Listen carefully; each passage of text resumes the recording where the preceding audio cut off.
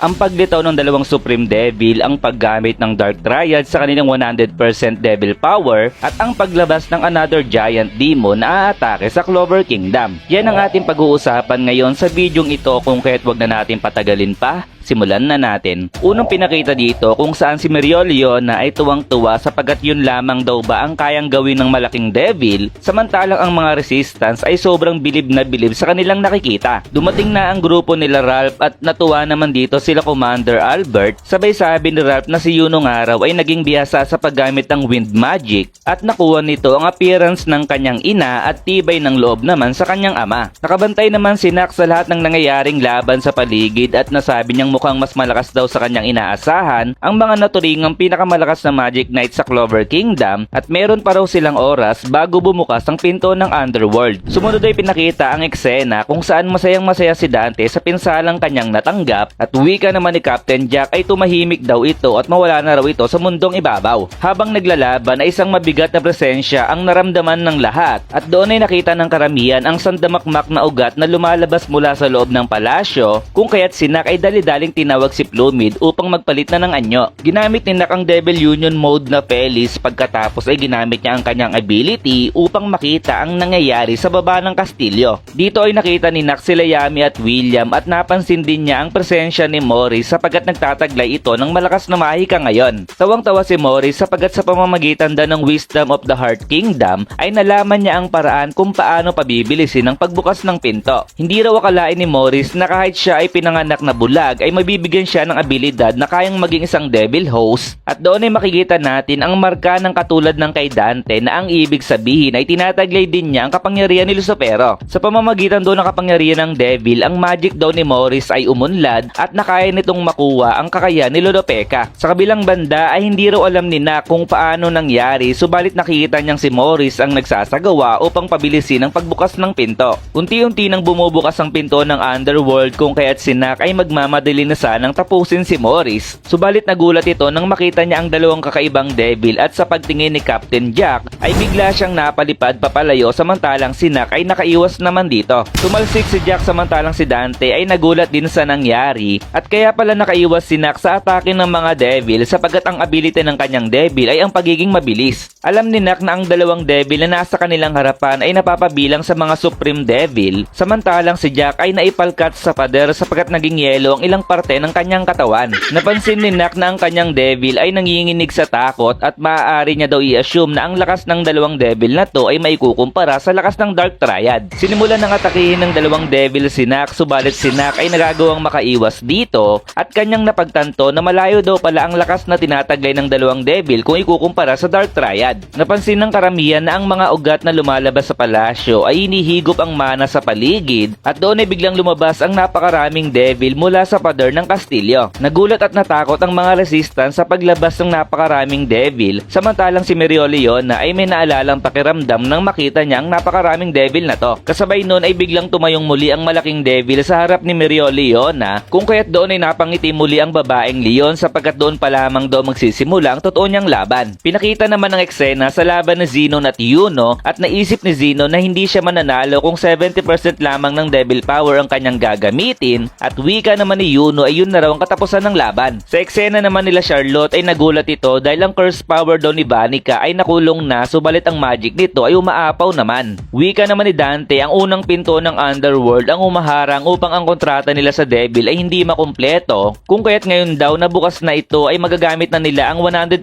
ng kanilang kapangyarihan at pinakita na nga ang bagong anyo ng Dark Triad. Gamit ang gravity magic ay hinila ni Dante si Captain Jack at sinabi nitong pasensya na sa istorbo, ngunit makipaglaro muna daw ito sa kanya at doon ay nakatikim si Captain Jack ng atake na hindi niya malilimutan. Samantalang si Vanica naman ay nagawang mapinsala si Captain Charlotte at sinabi nito na gusto niya raw talaga si Charlotte kaya naman makipaglaban pa raw muna ito sa kanya. Sa eksena naman ni Yuno ay kinounter-attack naman siya ni Zenon, subalit nagawa naman niya itong sanggahin at naisip na mas mabilis na ang pag-regenerate ng buto ni Zenon at ang pinsala na kanyang nagawa ay gumaling na rin at wika naman ni Zenon na ang panalong gusto nila Yuno ay hanggang pangarap na lamang daw.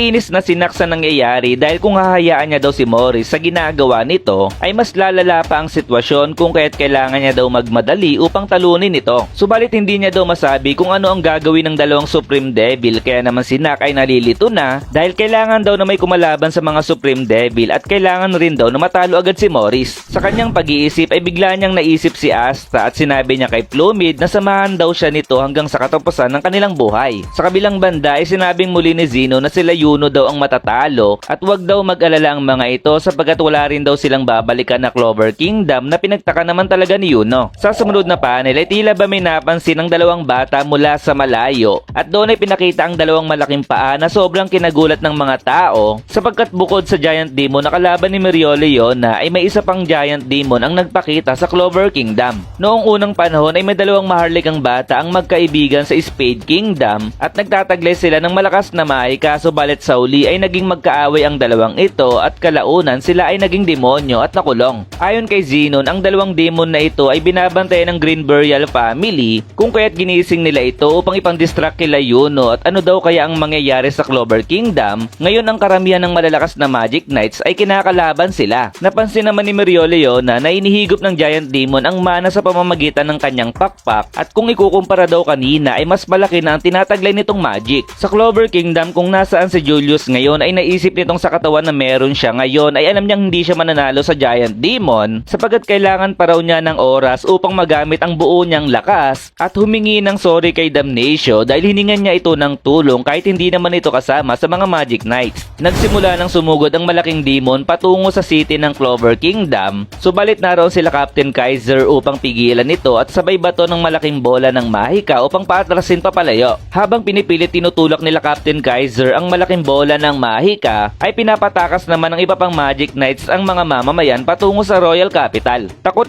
naman ang duwag na hari sapagkat aatake na ang Giant Demon kung kaya't ang kapatid ni Mimosa at kapatid ni Noel ay ginamit ang kanilang magic upang mapabagal ang atake ng demon pagkatapos ay ginamit naman ni Solid ang kanyang magic upang pigilan din ito. Naiinis si Solid dahil pagkatapos daw ng 6 na buwan na kanyang pagsasanay ay tanging ang kaya lamang niyang gawin ngayon ay baguhin ang direksyon ng atake ng demon. Grabe na ang pagwawala ng Giant Demon mga kaibigan at mekos-mekos na talaga ang mga magic na pinangaatake sa kanya at nasabi nga nila Captain Kaiser na sobrang lakas ng magic power na meron ito. Umataking muli ang Giant Demon at naroon naman si Damnatio upang pigilan ito subalit sa kanyang isip ay masyadong malaki ang magic power na yun kung kaya't hindi niya daw ito mapipigilan ng tuluyan. Hindi man napigilan ng buo ito ni Damnatio ay pinigilan naman ito ng time magic ni Julius kung kaya't nang makita siya ng mga tao ay lubos ang kanilang naging kasiyahan. Sa isip ni Julius ay pinabilis niya ang oras ng kanyang katawan ng 10 taon pero limited lamang daw ang kanyang oras at kanyang abilidad ngunit kung isasama daw ang magic ni Damnatio sa kanya ay magagawa daw nila ito. Inatake ni Julius ang Giant Demon upang tapusin na ito at humihiling na bigyan daw siya ng lakas kahit ngayon lamang daw pero sa hindi inaasahan ay bumalik muli ito sa pagiging bata. Nagulat si Julius dahil napakabilis naman daw ng kanyang oras at sobrang gulat naman ng mga nakakita sa kanya samantalang si Damnatio ay napasabing hindi na siya tatagal sa kanyang ginagawa. Nawala na ng pag-asa ang lahat ng Magic Knights sapagkat sobrang laki ng magic ball na tatama sa kanila subalit biglang dumating ang ating bida at madali nilang binura ang malaking bola ng mahika sabay yaya kay Libby na sila ay mag-Devil Union na. So dito na muna natin tatapusin ang bidyong ito at hintayin nyo ang susunod kong upload dahil another Black Clover chapter review ulit ang aking gagawin. So don't forget to like, follow and subscribe sa aking page for more Black Clover contents and see you to my next video. Goodbye!